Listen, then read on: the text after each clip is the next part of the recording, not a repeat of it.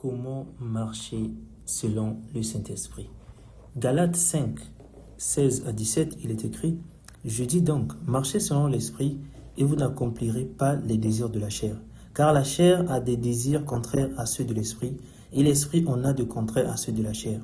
Ils sont opposés entre eux, afin que vous ne fassiez point ce que vous voudriez. Alors, bien-aimés, pour marcher selon l'Esprit Saint de Dieu, il faut connaître ces trois choses.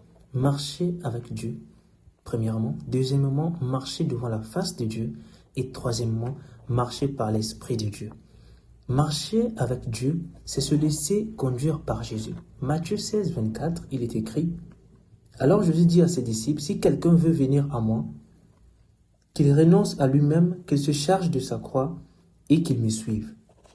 Pour marcher avec Dieu, il faut accepter de renoncer, se laisser conduire par Jésus et non vouloir conduire Jésus selon tes désirs. Se laisser conduire par Jésus, c'est aussi accepter de renoncer à tes envies et à tes intérêts. On ne parle pas que du péché, bien qu'il faut renoncer au péché comme l'impudicité, la pornographie, etc. Mais ça consiste aussi à ceux qui sont déjà nés de nouveau, mais qui aiment que Dieu marche selon eux. Par exemple, si tu veux le mariage et que le Seigneur te dit patiente un peu, tu dois obéir. Si tu penses que ton avenir est en Europe et qu'il te dit reste dans le pays où tu te trouves, tu dois obéir. Mais si tu n'obéis pas, c'est que tu cherches à ce que Jésus puisse marcher selon toi, selon tes désirs et selon tes envies. Abandonne-toi plutôt entre les mains de l'Éternel.